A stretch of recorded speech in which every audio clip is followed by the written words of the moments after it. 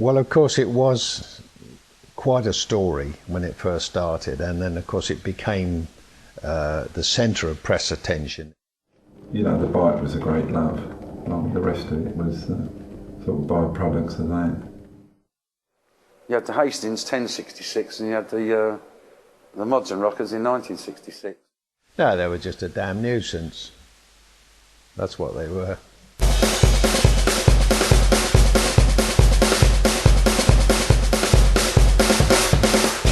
Just gonna have a mint of it.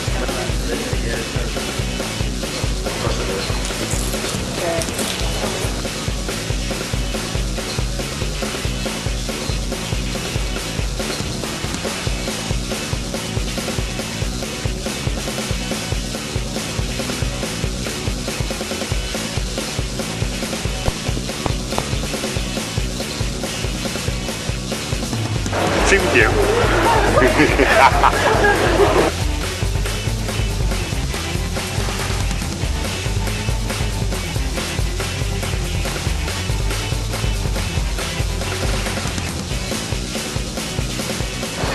Sensation of speed going down the road and then getting to Brighton. When you arrive at the front, the roundabout, the pier, and then either turn right or left, boff, here you are.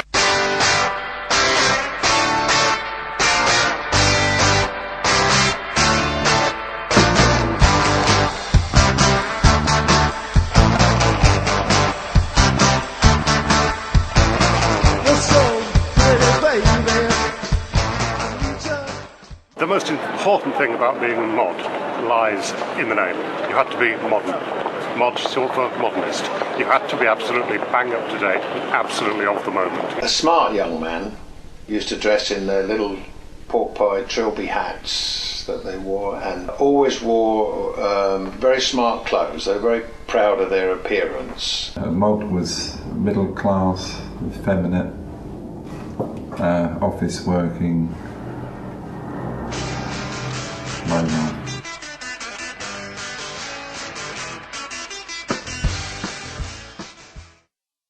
The Rockers were a different kettle of fish entirely. They were pure motorcycle enthusiasts. Rocker in the mid-60s normally had a denim jacket or a leather jacket.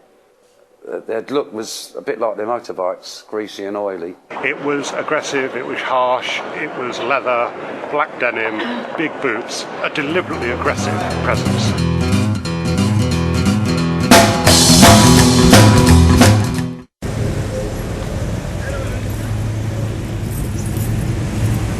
We would do very strange things. I used to meet with friends and someone would say, let's go for a cup of coffee.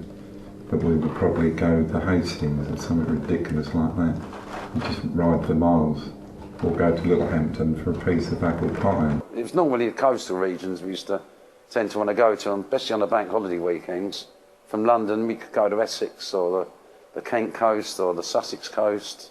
Brighton was a very lively seaside town and was well known for its entertainment and pubs and clubs and dance halls and things of that kind. It used to be very, very busy on bank holiday weekends particularly. Londoners, of course, the day out on a bike, on a scooter, it's only an hour away to get to Brighton. Brighton is the place to go. You know, Margate, Clacton and things like that, where they had riots also. It's always Brighton, you know, that's mentioned, it's never the other ones. The Mods and the Rockers seemed to dislike each other intensely. Why, I should never know. It blew up into this Mods and Rockers thing and obviously became into a bit of a war every bank holiday weekend. I have great recollections of the riots in the 60s. I was normally in the centre of them. I didn't want to be at the front too much in case the police pulled me in and put me in the back of one of their wagons, which I've seen happen, but there's often times where he'd get hold of Rocker and took his leather jacket off and then had it as a trophy piece on the scooter. Not ever seen the Rocker again, but I dare say they'd done the same to us as well. But no, it was great. One of the Mods' favourite tricks was to get the Rockers on the beach when your back's against the sea and surround them, like in the pincer movement. And we were heavily outnumbered, so we had to fight our way out. We were in a dilemma in that obviously what we didn't want to do was have these enormously large groups of youths running through the town creating mayhem, be they mods or rockers or whatever. But the one place we did allow it was on the beach. But of course, anybody that knows the beach at Brighton is just a pile of rocks. Fresh trouble with mods and rockers has broken out again in Brighton. During the day, hundreds of youths were penned on the shingle beach around the Palace Pier. There was Dad asleep in a deck chair and Mum making sandcastles with the children when the 1964 boys took over the beaches at Brighton yesterday and smeared the traditional scene with more bloodshed and violence.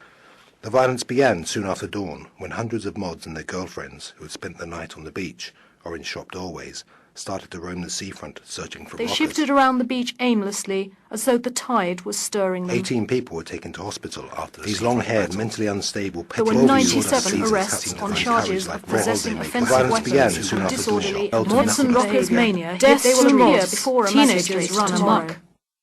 There are no rules in the war between mods and rockers, and no mercy. They weren't vermin. They had homes somewhere, and they were the boy next door somewhere, weren't they? Or the lad up the road with his motorbike. So no, they didn't hunt like rats in packs. They were just carried away with the mob hysteria. Like people at football matches, they get wound up and they get excited and they do things that they wouldn't ordinarily do. And when as many of them were, they were arrested and you got them down to the police station, they were a bit surprised at themselves some of the time. They would advertise in the newspapers to say where the trouble would be, and we would all go there to that particular seaside resort because that's where we were told the trouble would be. But obviously we were the trouble. People may well say it was fun. It might have been fun, but people had to pay for it all, and it caused a lot of distress to people. And it upset people in the town because they said, look, this is our town. People are welcome to come to it, enjoy themselves, have a nice day out, but these aren't doing that. They're wrecking the place. There were many, many arrests, and we would finish up with, 70, 80, 90, 100 in the police station sometime, which gave us another logistical problem, how to deal with them, put them before the courts. And this all cost a lot of money.